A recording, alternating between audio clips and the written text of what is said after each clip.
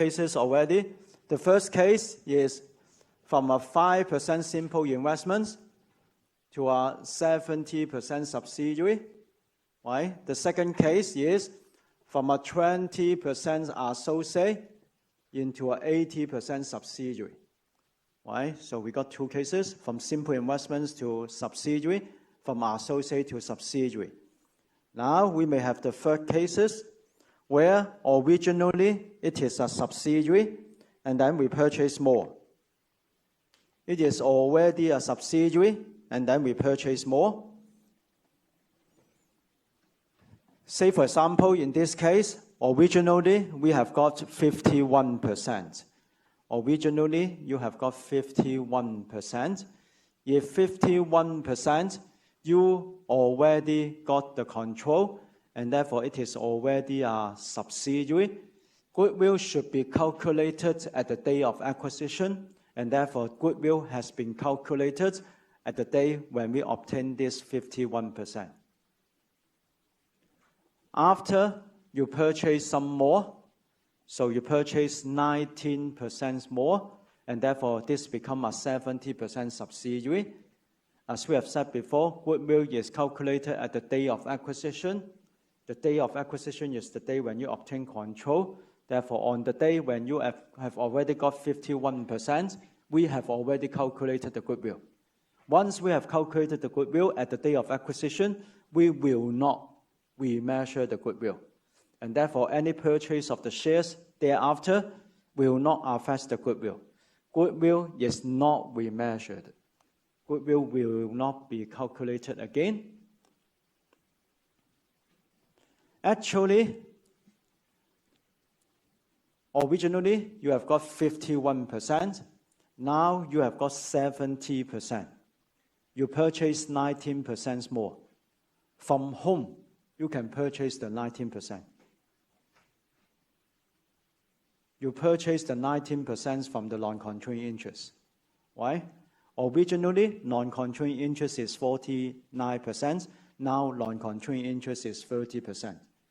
So what does that mean? This means it is the parent company who purchased 19% from the non-controlling interest.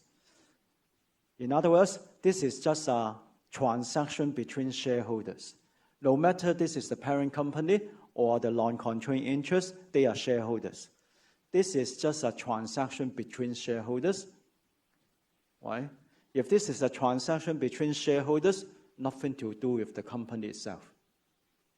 Why? If I purchase shares from you, the company is not involved. Why? This is not a transaction by the company itself. If this is not a transaction by the company itself, certainly no profit, no loss. Why? They did nothing, actually. The parent and the non-controlling interest, they buy the shares among themselves. Nothing to do with the company. Therefore, no gain, no loss. No profit, no loss. Why? This is just a transaction between shareholders. Therefore, if there exists any adjustments, it must be an adjustment within equity. Why?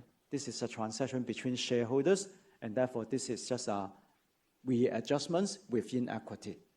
Why? Of course, if we purchase more from the NCI, NCI reduce, then NCI must reduce. Why? And then if there exists any difference, we should write it off to equity. Understand? Let's see an example.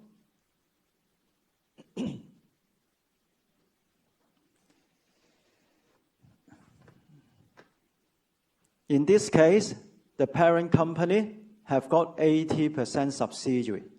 So originally, this is an 80% subsidiary. Two scenarios. The first scenario said that P acquire all the remaining shares by paying 90,000. So that means in this case, it changed from a 80% subsidiary into a 100% subsidiary. You purchase all the shares from the NCI.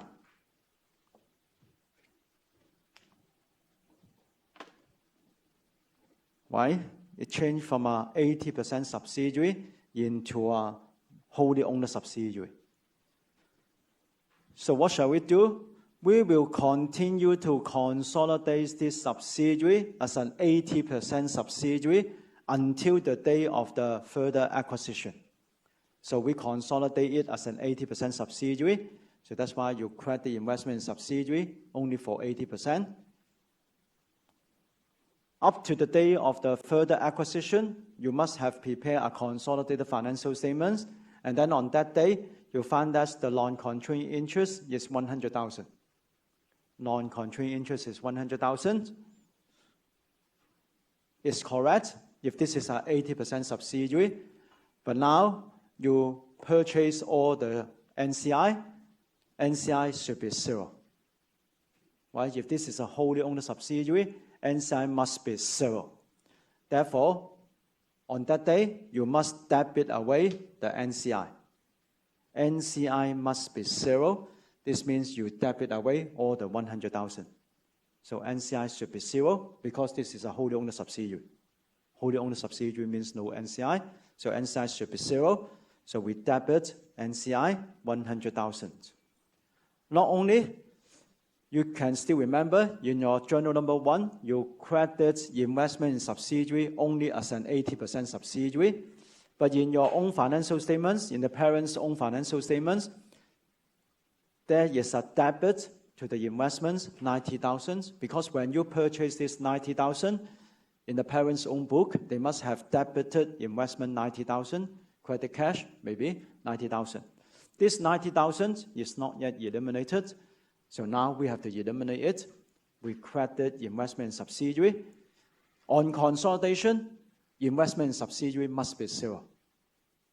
So it must be 0. So we credit investment in subsidiary 90,000. So NCI is 0. Investment in subsidiary on consolidation is 0. Good. Everything is 0, but the journal entry cannot balance. Right? So there's a balancing figure. As suggests, this is just a transaction between shareholders. Any difference should be written off to equity. So usually we'll credit it to retained earnings. Right? Just credit to equity. It can be other reserve. It can be other component of equity.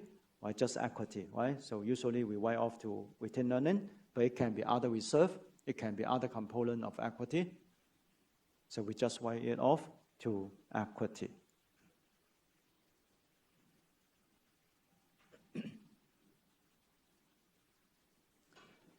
How to interpret this journal entry?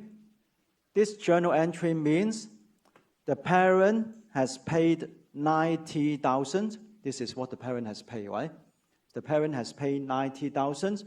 By paying this 90,000, it can get rid of the NCI 100,000. From the viewpoint of the parent, this is a good deal because I pay 90,000, but I can get rid of all the NCI for 100,000. So from the viewpoint of the parent, this is a good deal, and therefore equity to the parent increase. Equity to the parent. Retained earnings or even other reserve or other component of equity, they are equity to the parent. So equity to the parent increase. This is a good deal.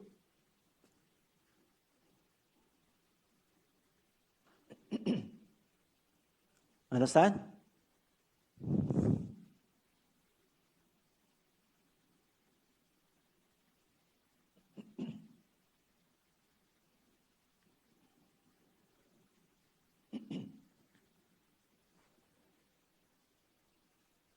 Another similar scenario, in the scenario 2, we did not purchase all the NCI, we purchased 5%. So that's why it changed from a 80% subsidiary into a 85% subsidiary because you purchased 5%.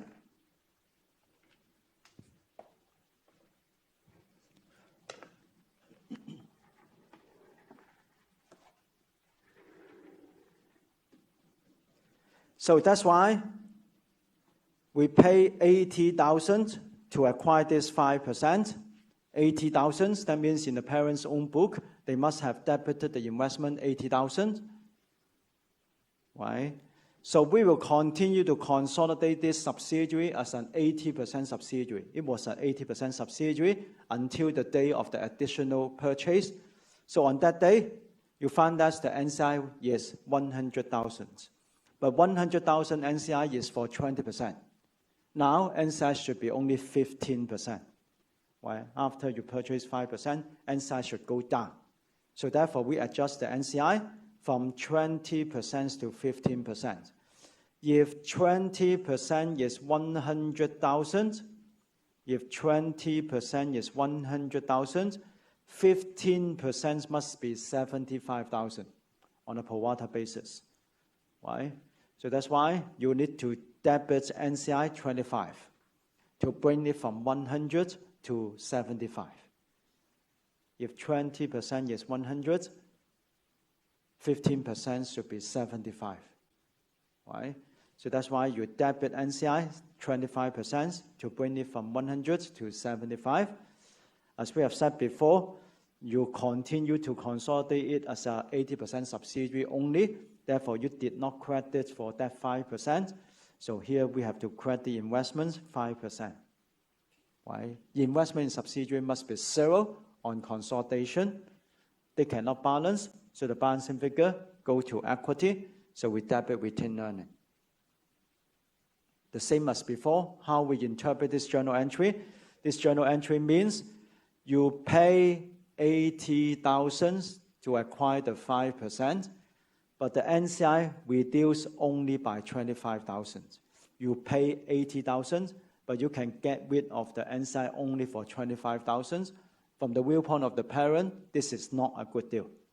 Why? No good, right? You paid too much. Therefore, equity to the parent go down. Equity to the parent go down.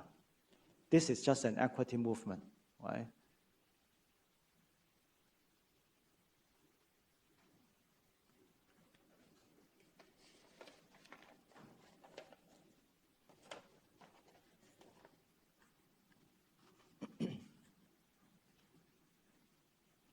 Okay?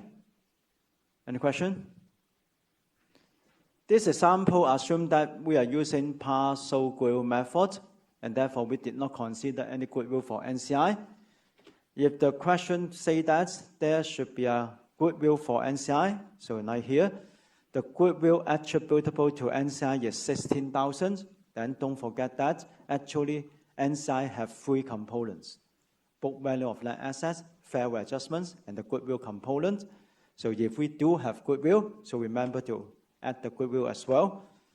So the question is similar to the question before, where accepts the fact that we have got a goodwill to NCI. So therefore, if 20% NCI will have 20,000, 15% should have 15,000 of the net asset, right? But in addition to this, there will be a goodwill to NCI. So before it was 16,000. Now, because you got 5% less, so 15 out of 20 will be 12,000. And therefore, NCI should go down by 9,000. Right? There has been two components, net assets and goodwill component, and this is the total NCI. So NCI should go down by 9,000. Therefore, you debit NCI 9,000. You credit away the investment in subsidiary for that 5%, 20,000. So investment in subsidiary should be zero. NCI should be reduced by 9,000.